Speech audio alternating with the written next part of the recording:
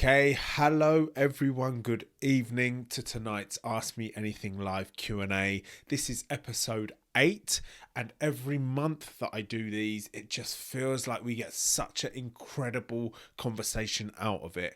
I use this IG live, Instagram live environment because if you wish to, you can also put your comments or questions in the box. I just feel like this is a great way for us to have a conversation as a community that we're trying to build on these pages, as opposed to me just talking in front of a camera and recording it and posting it on my YouTube channel.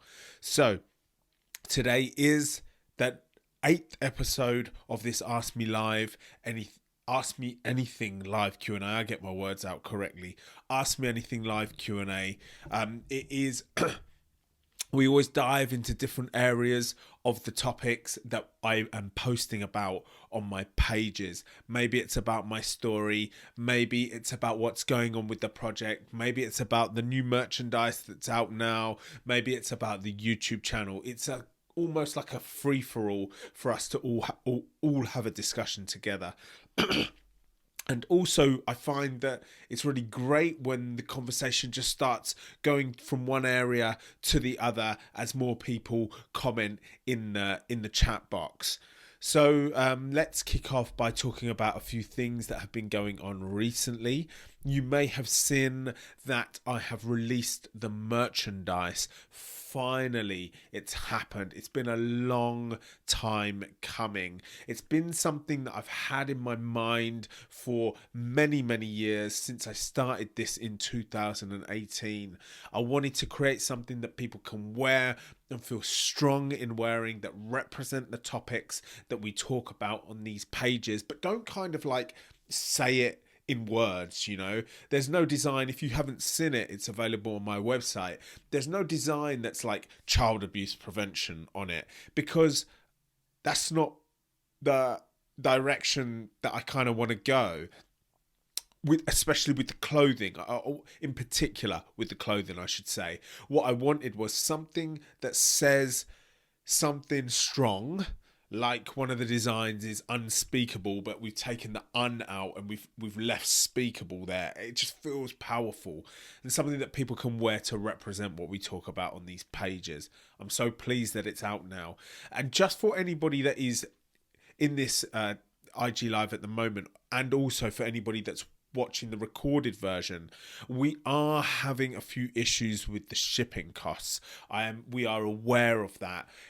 We are trying our best to sort that out and make it more affordable for people, that they don't have to pay the shipping cost that we've got on the item. It's slightly frustrating that it's ended up like this, but there was no way we could see around that shipping cost for the site that we're using. But now we are working hard in the background, trying to get rid of that shipping cost and make the products that we've got on the available for people to purchase more affordable, and for people not to have to pay shipping, because nobody likes paying shipping, right? Okay, so we're on that and we're trying our best to rearrange that. So yes, it's a great moment. It's a great time for this project. I feel like it's going to be a great thing, the merchandise. I really do. And mostly I'm promoting it on the Something to Say official page. If you're not part of that, please go follow that. That's an incredible page. We're trying to do different things. So just for anybody that has now joined, and for anybody that is in this IG live, it is a Ask Me Anything live Q&A. So if there is anything you've ever wanted to ask me, or you would like us to talk about, or you'd like us to discuss, please do put it in the chat box and we can get this discussion rolling. I am doing one of these every month, and it's always interesting to see what subjects come up. And I've also had some times where it's just not really been many questions, but it's been more just us talking about, you know, the various topics. Let's go through some posts that I recently put out on my Instagram. About an hour ago, I posted one that says, I wonder what percentage of the people in prison suffered beatings, abuse or neglect when they were children. So I'm just going to read that again. I wonder what percentage of the people in prison suffered beatings, abuse, or neglect when they were children. Now, this was a question that I was thinking after listening to another podcast, and I thought it was really interesting, and it's really led me to want to find out more about this area of what we're talking about. Now, how am I going to find out more of this area that we're talking about? I've now, last week, just finished an interview with with an Instagram page called Awkward Parents, and Philippa, who's created that, is trying to revolutionize the sex education that we currently have in this country.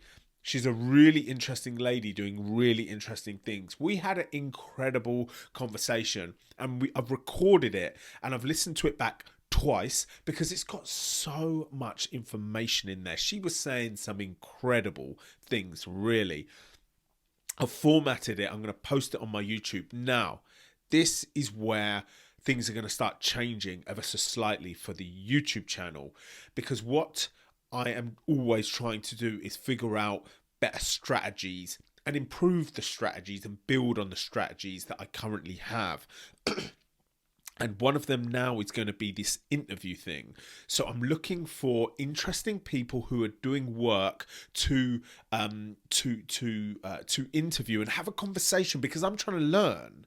Okay, I'm trying to learn, and I'm going to post a full video on my YouTube channel, but then I'm going to start clipping it and start taking segments out just to create more content on that YouTube channel, because the YouTube channel is the one that needs to start becoming the head of the tree, if you like.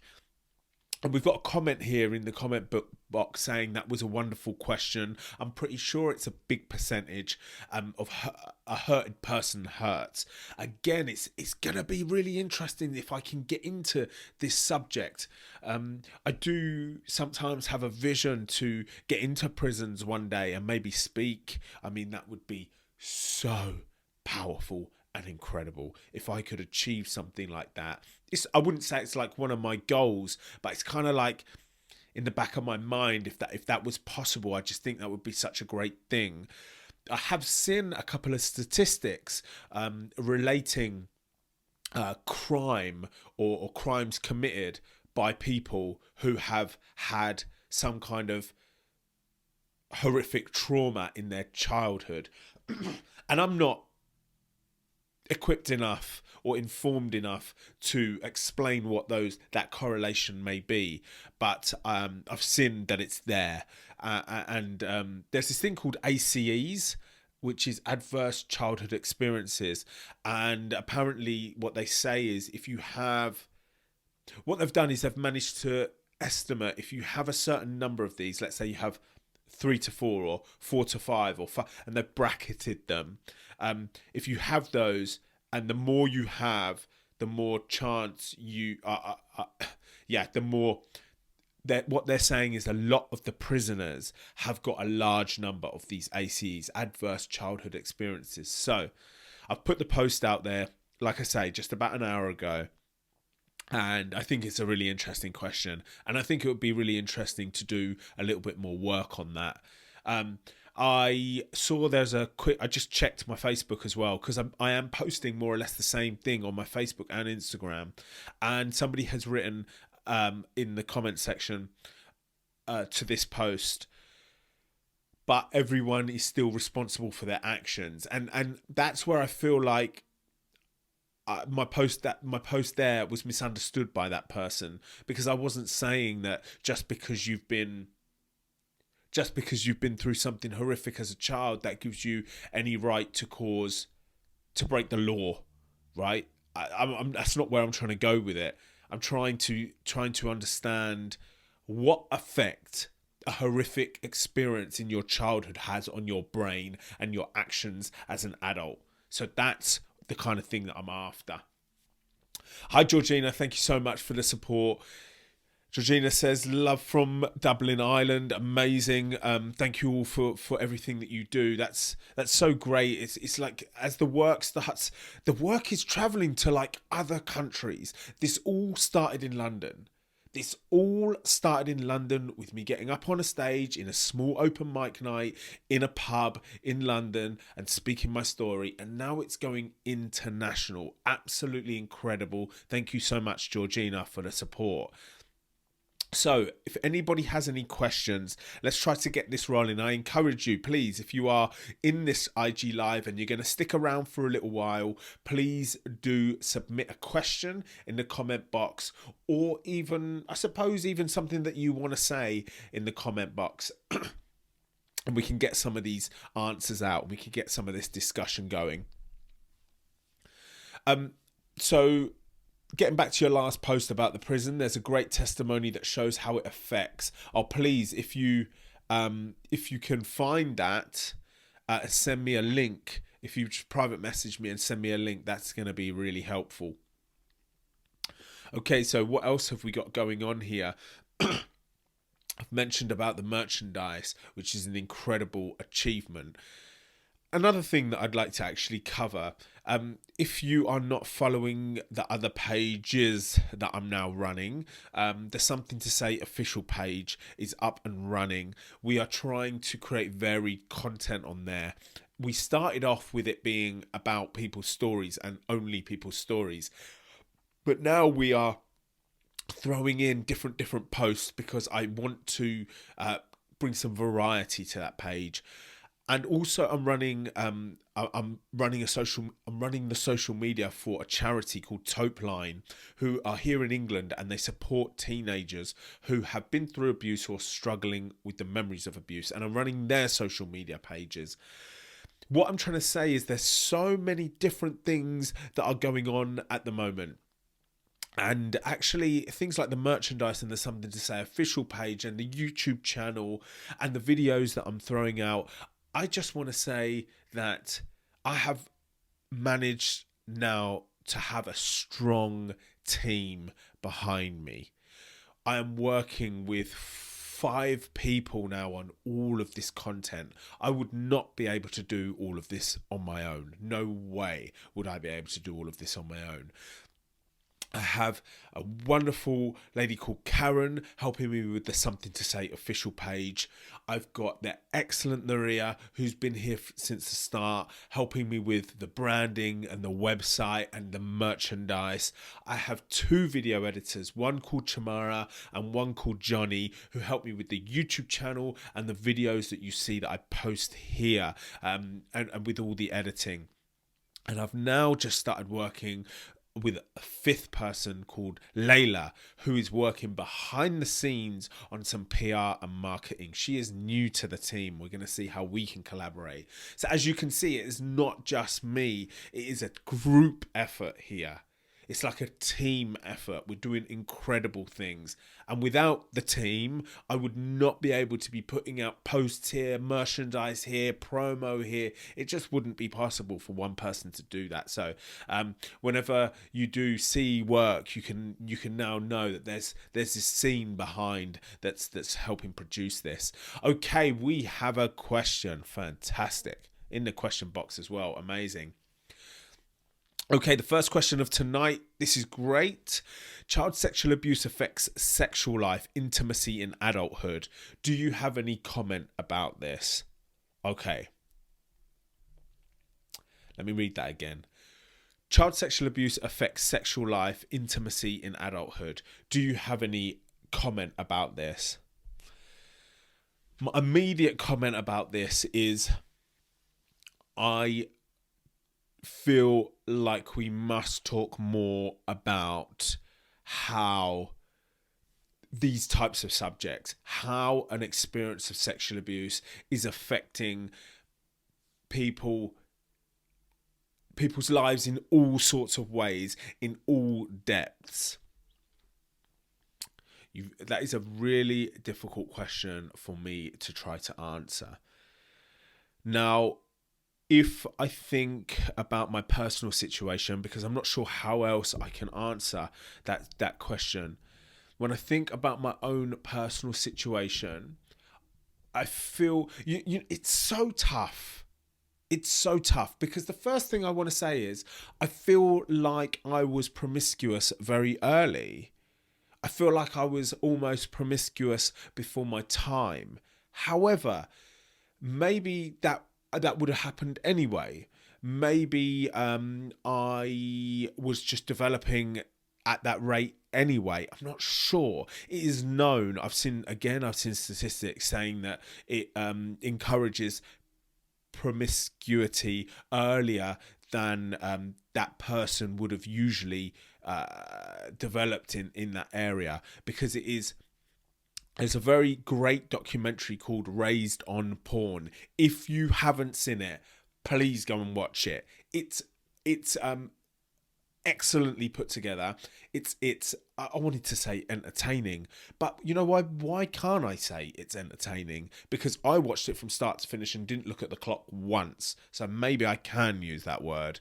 But it is there's full of information and full of insights, and what they're saying there is when you've been exposed to a sexual experience before nature intended it for you to be to be introduced to a sexual experience, it opens a door which never closes again. So let's have my example of my story where the sexual abuse was happening to me when I was 8 years old.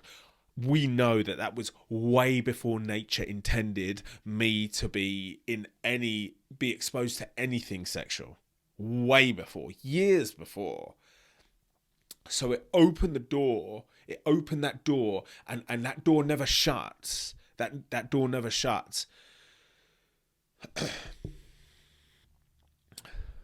I don't know where else to go with that question. That's a tough question because that's real personal. That's real personal. And even though I'm very, I put my life into the content, it's like that one's just struck me a little. Okay, I'm not sure what else. How else I can answer that.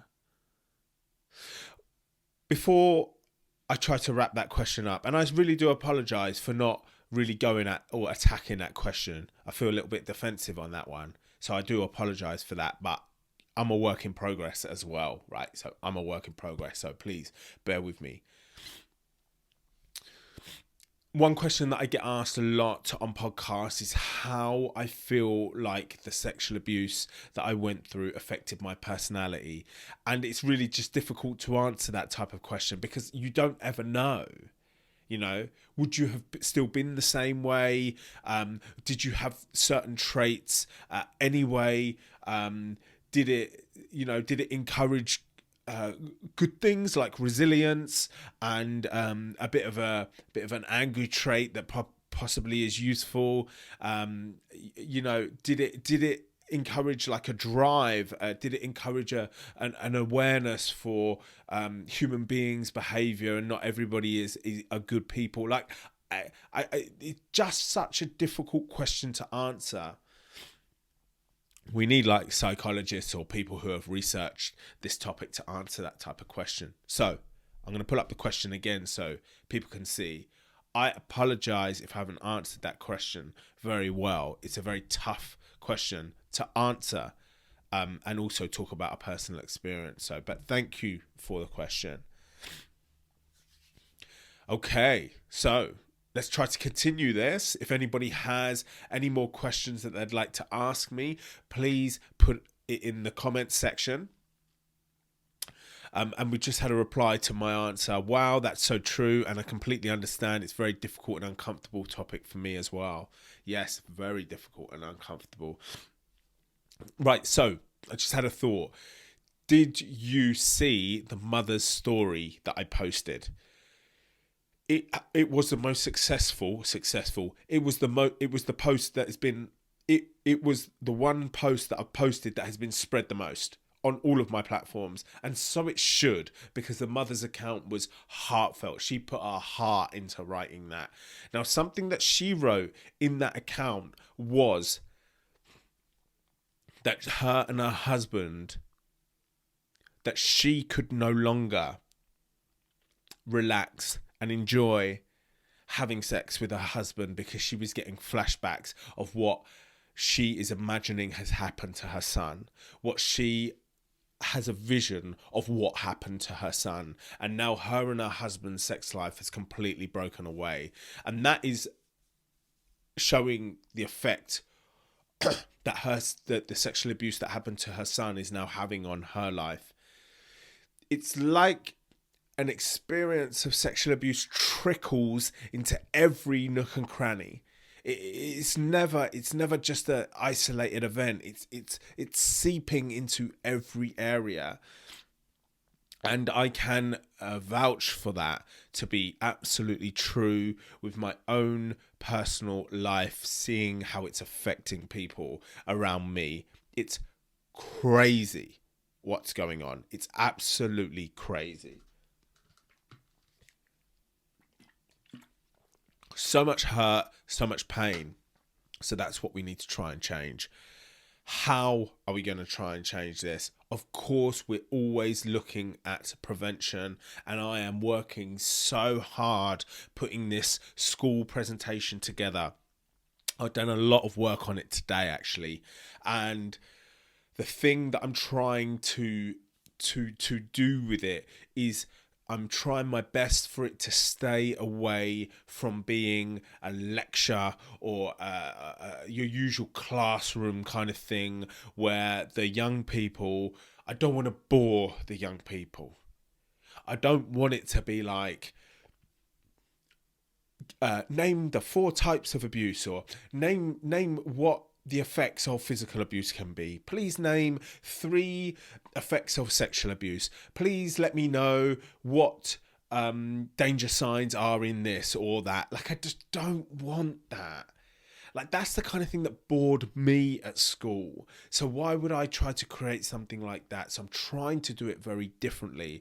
What I'm trying to do is create something that is gripping.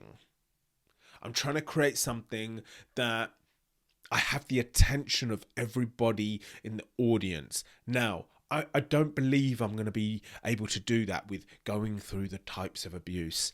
But what I think I can do is I feel like I can bring some energy to the stage.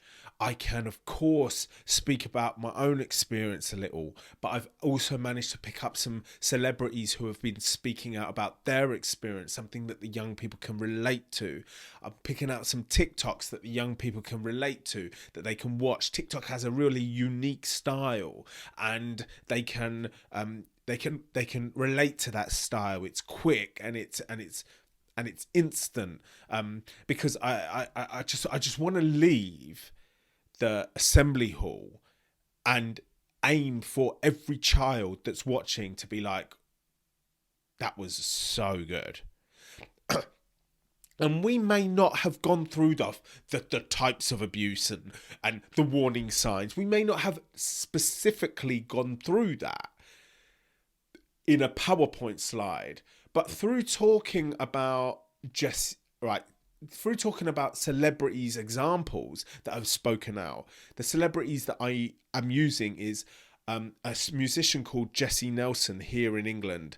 She is in a band called Little Mix, and she released a documentary on Netflix about being bullied online abuse.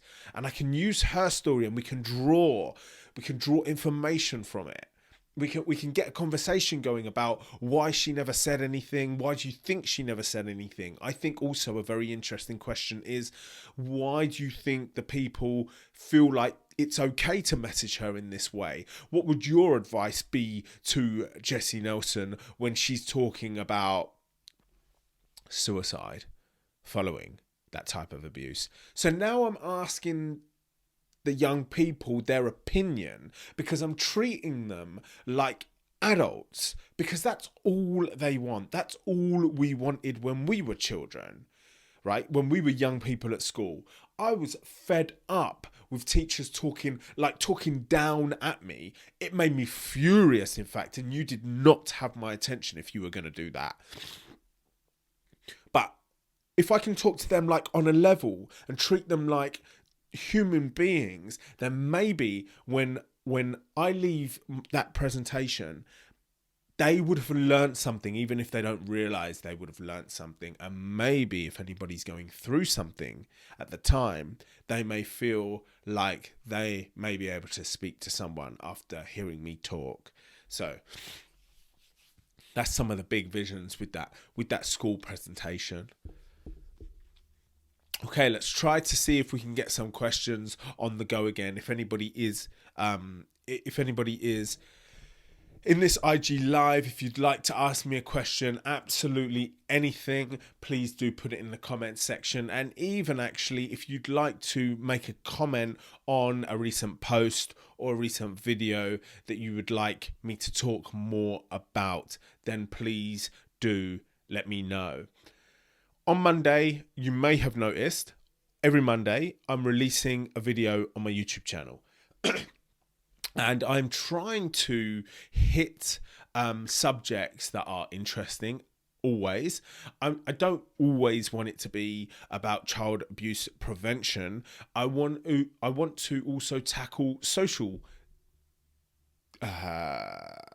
complications. I'm not sure how to call it or what to call it. I also want to get people thinking. I want things to be thought-provoking. I want to leave people with food for thought. So, for example, let's just check a couple that I released on my YouTube channel the last couple of Mondays. So, the first one, today's Wednesday. So, on Monday, I released one, and it was titled, "The Naughty Schoolgirl Outfit is Still a Thing." Somebody sent me a screenshot from Twitter, and it was of an account that has 14,000 followers, and is requesting photos of girls in naughty schoolgirl outfits so that they can post them. Now, this is a interesting thing for us to talk about quickly here, because people are following that page, so they've obviously got an interest in that outfit. People are public in following it, so they've got no problem with people knowing who they are. The girls that are posting their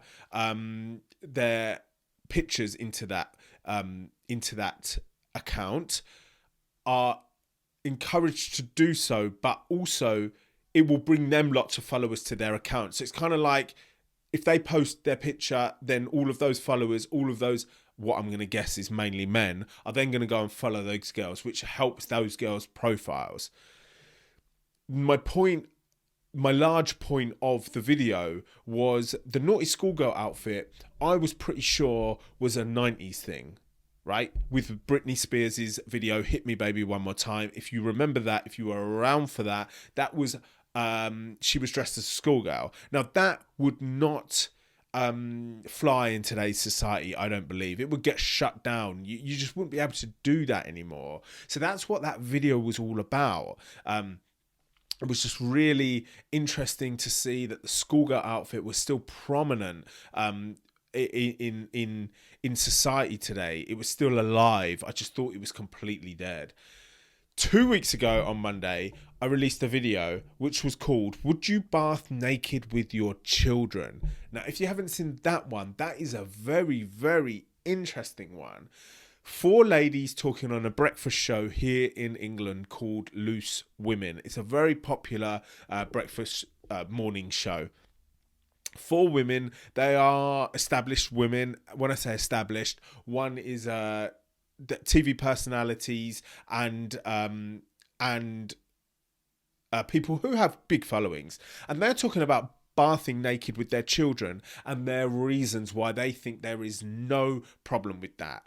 Now, I didn't know what my view on it before I watched the video was, but let me tell you, I learned a lot from what those 4 ladies were saying. They had some incredible points. And you know what my conclusion is?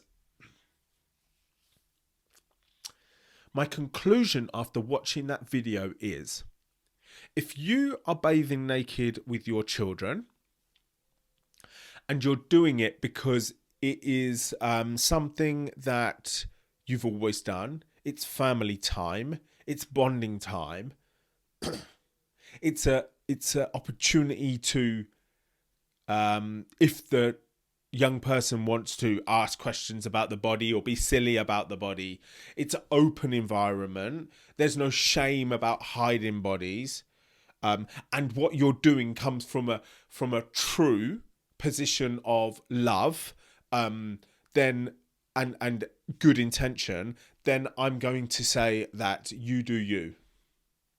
That was my result. You know, that was my result.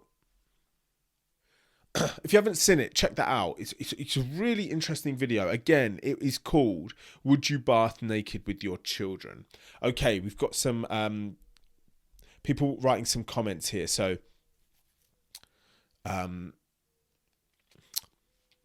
really excited about the merch. Thank you so much. It'll be a win when people recognise and understand that logo. Yes, thank you so much. We're really trying to push it here. Okay. Couple of comments here from Shireen. Thank you. I found a study about a prison stats from 2018 that interviewed over 300 people. Between 50 and 55% of women offenders reported emotional, sexual, or physical abuse in childhood. And do you know what I'm going to say about that stat is, I'm going to confidently say that that's a huge percentage. That's probably an underestimate because many people don't want to talk about it. Much like outside of the prison in the rest of the world, we know that hardly anyone is actually speaking out loud about what they went through. So the figures are always an underestimate. So to see they've been able to prove 50 to 55% of women offenders reported emotional, sexual and physical abuse, while in sex offenders, it's 42 to 57%. Such a huge percentage. Yes, this is another thing that I want to start looking at and start to investigate. I feel like it's only a matter of time where, no, let me rephrase that. I can see that at some point my work will start traveling towards sex offenders and finding out what's up with them.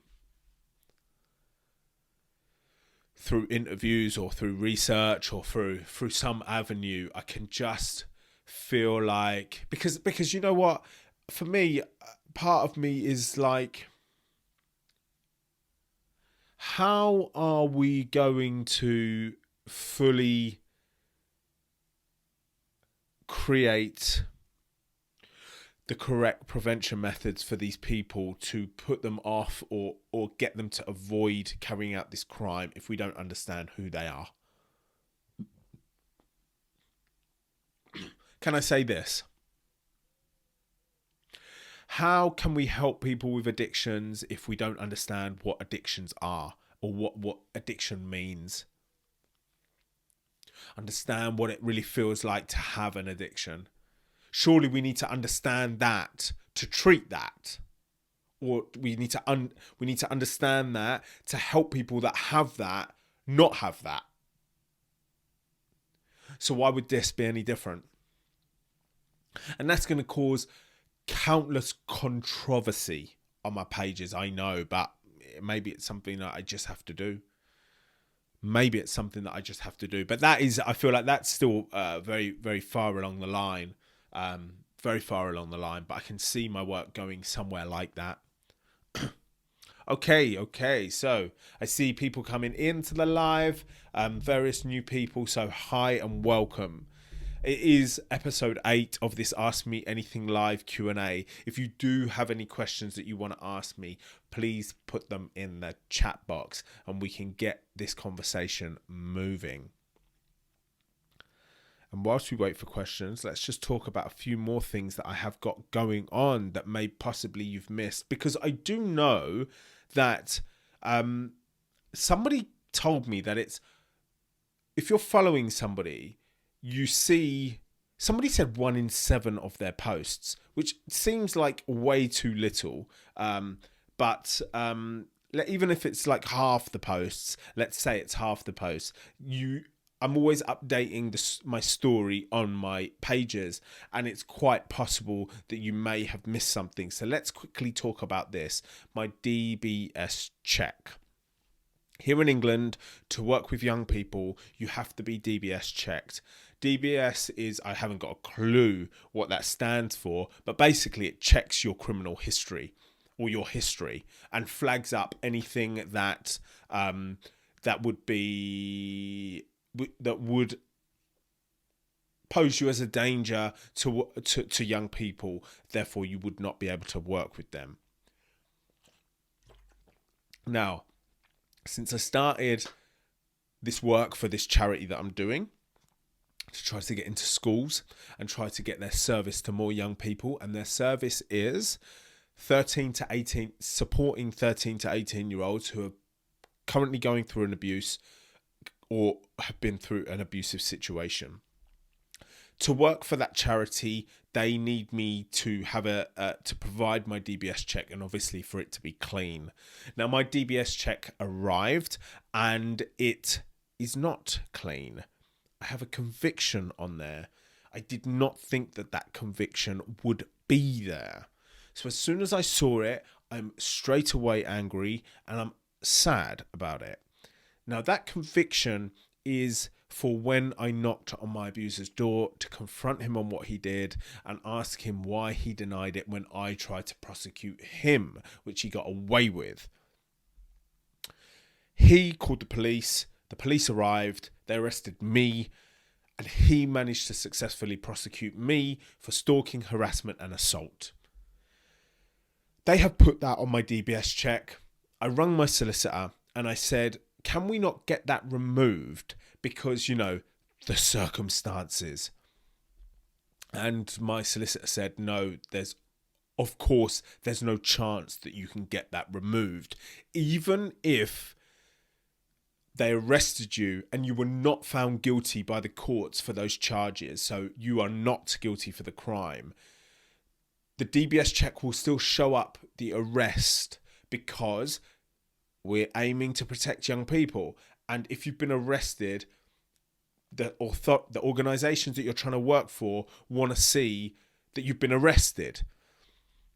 And then I'm conflicted because I'm angry that the conviction is on my DBS check, but I'm thankful that the check is thorough.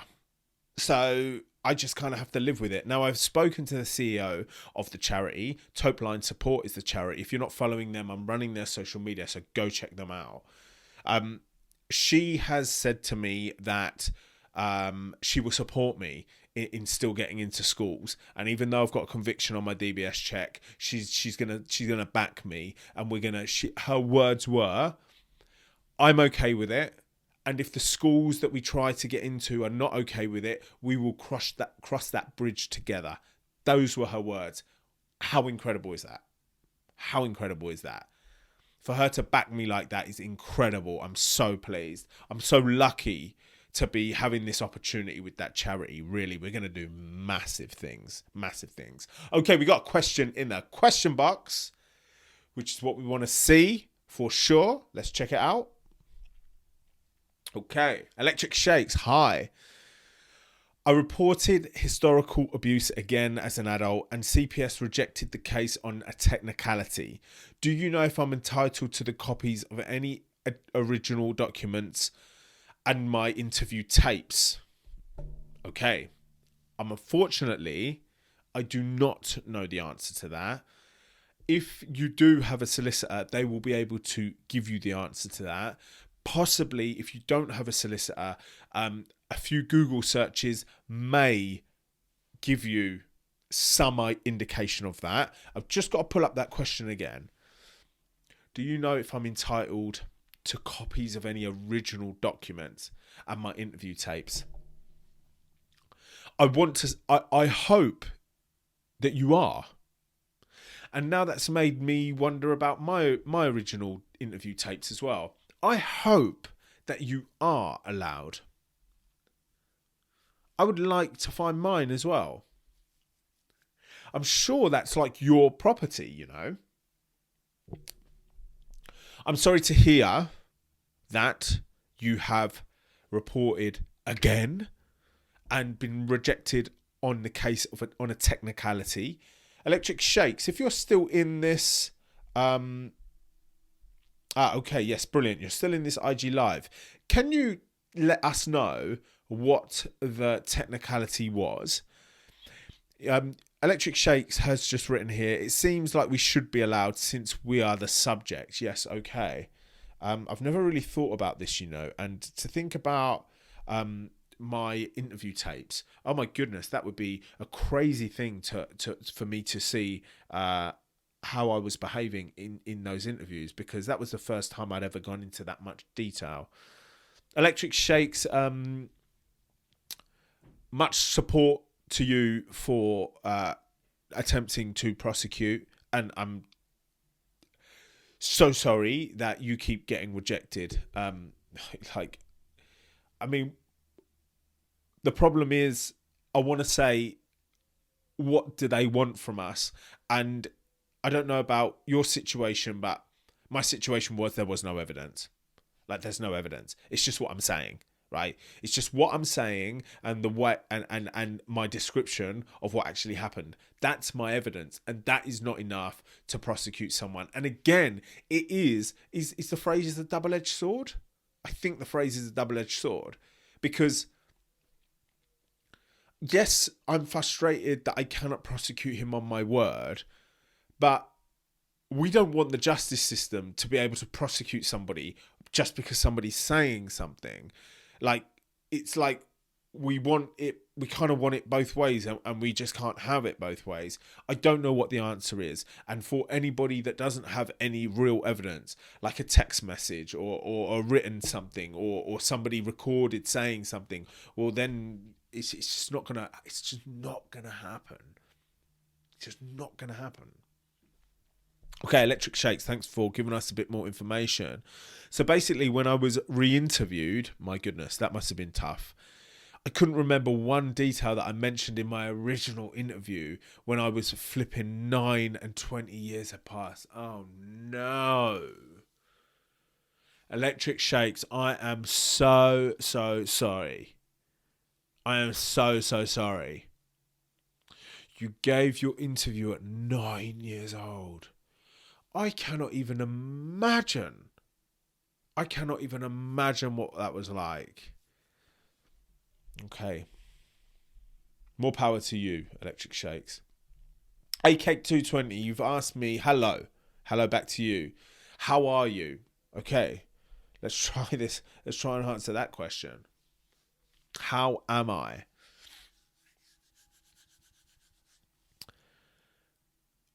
Right now, I am feeling the pressure. No doubt about it. At the start of the year, if you were following me then, you would have seen that I ran out of money. I ran out of the savings that I collected during my engineering career that I invested in this project to try to get it up and running. I ran my money all the way to the wire, and then just in the nick of time, I got these opportunities.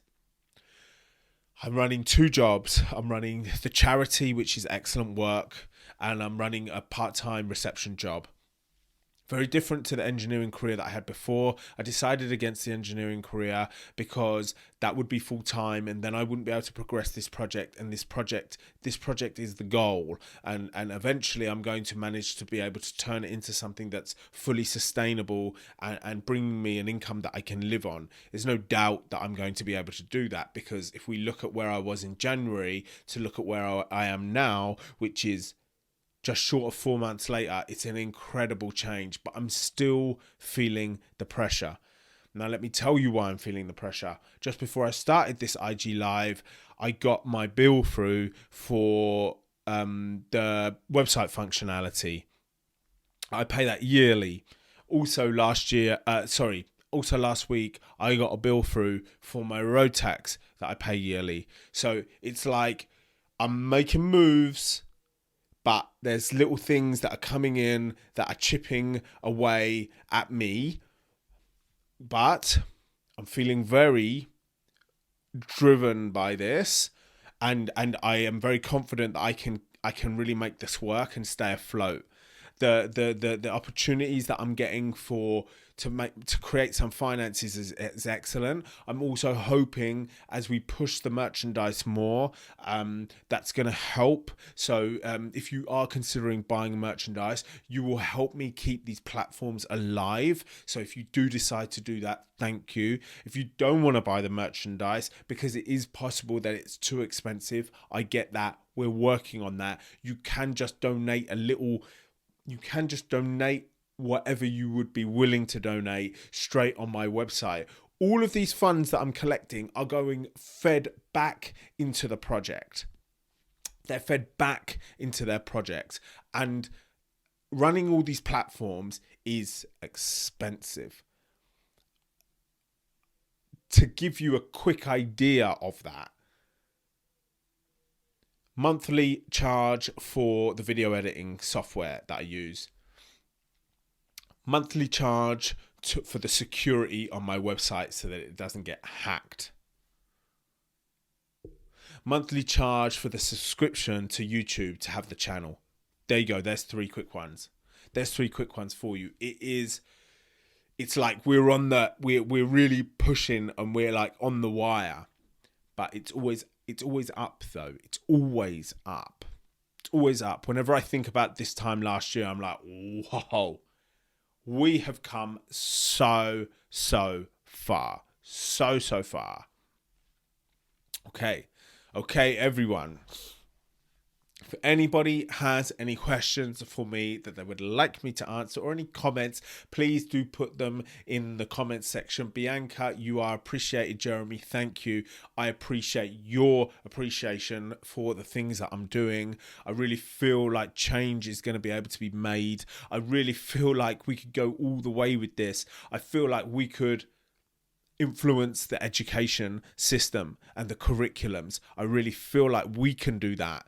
I feel like, as I've talked about so many times, I mentioned this one, I feel like we can get this subject onto big platforms like Netflix, big podcasts, TV. I feel like I can get TV knocking on our door because they're interested in what we've got to say.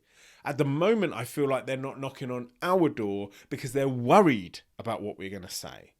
But if we're going to say things in a way that's engaging and interesting for the viewer, not scary, not sad, even though I'm not trying to say that there isn't sadness in this, and I'm not saying that we should ignore the sadness. What I'm saying is, if we can communicate it for big podcasts and big TV in a way that isn't going to be too uncomfortable for today's audience, then that's going to give us a good chance of getting onto these big platforms. Okay, we got another question. Amazing. Okay, brilliant. L. Macy, do you have any general advice for starting up a charity? I run a local support group for survivors. Incredible that you run the local support group. Hats off to you. Please, if you would like to just let us know about what that group is about. Is it face-to-face? Is is it online, and where is it? As in, how can we find it? And then I'll just shout it out on here, because anybody that is doing anything for prevention is it deserves support. So you deserve support. Thank you for doing what you're doing. Okay, do I have any advice for starting up a charity? Unfortunately, I do not. And the reason why I do not is because I am avoiding starting up a charity, because that's not the road that I want to go down. There's a lot here in England. I don't know where you are, El Macy, but here in England, there's a lot of paperwork and things like that to do with a charity.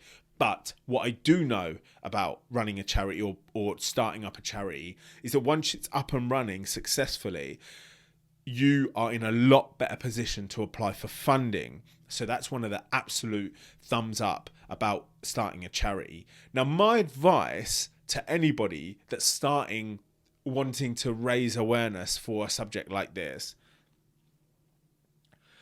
I always feel like something that you have immediately available to you is your journey.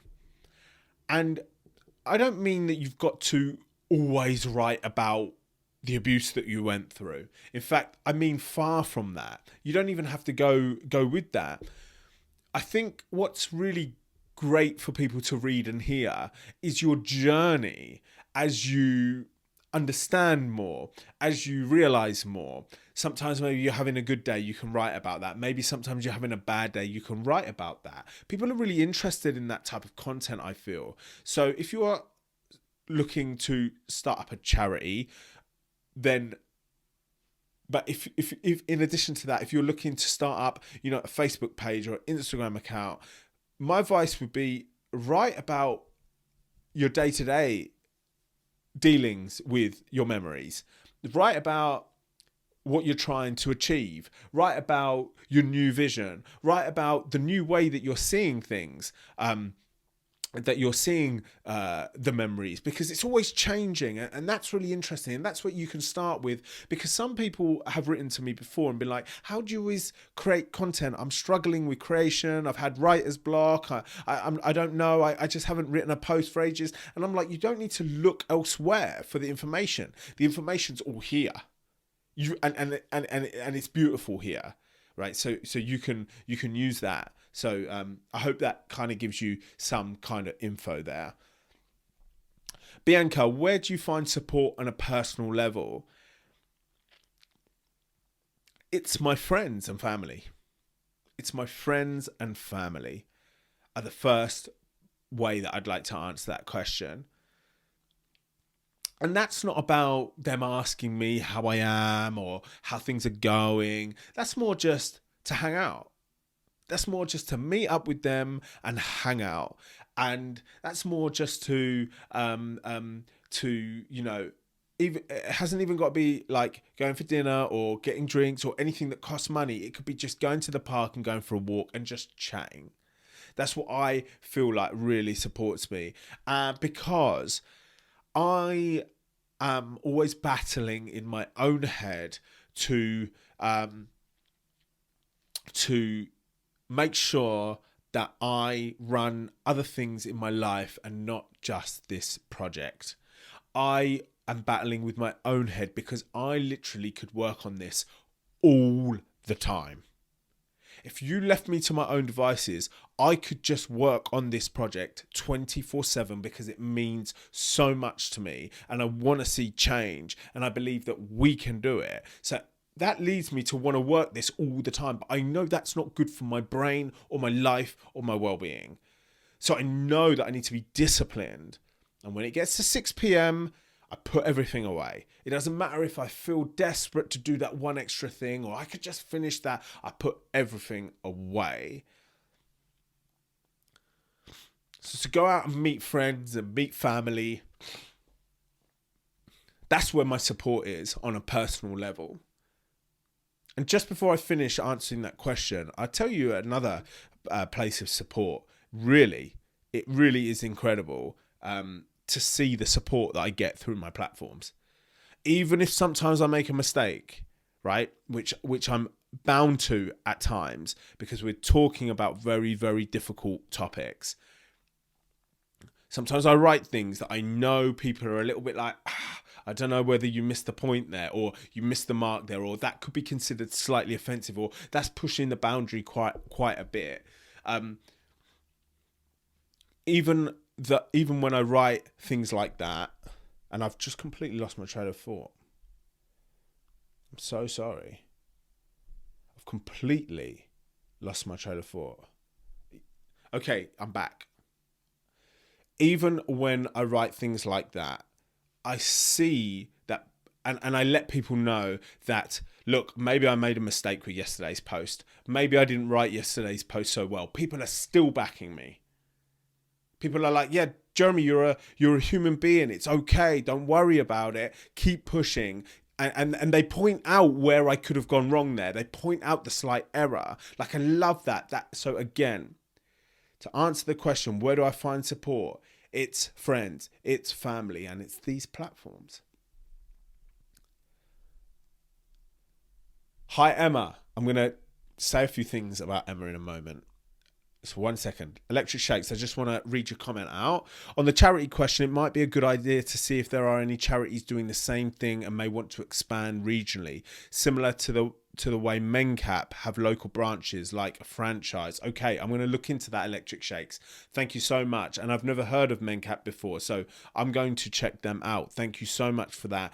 And yes, the charities are now becoming interested in my work, which is a great thing and lets me know that I'm doing the right thing. And now they're starting to approach me, wanting me to either feature on their platforms or collaborate with them. Okay, just before we wrap up, because the hour's nearly up, it like goes so quickly, and I'm feeling more and more confident the more I do these. It's just talking spontaneously. I just want to quickly give a shout out to Emma. And if anybody, for anybody that's listening or listening to the recorded version of this on YouTube, Emma has got her own thing going on, which is called Thrive.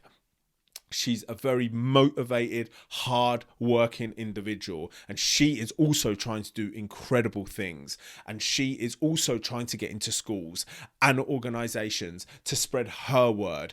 I'm going to leave you to click her name and go and check her out. Check her work and go support it. And the reason why I want to support Emma so much, one of the reasons why, not only is she doing excellent work, but she has supported me heavily.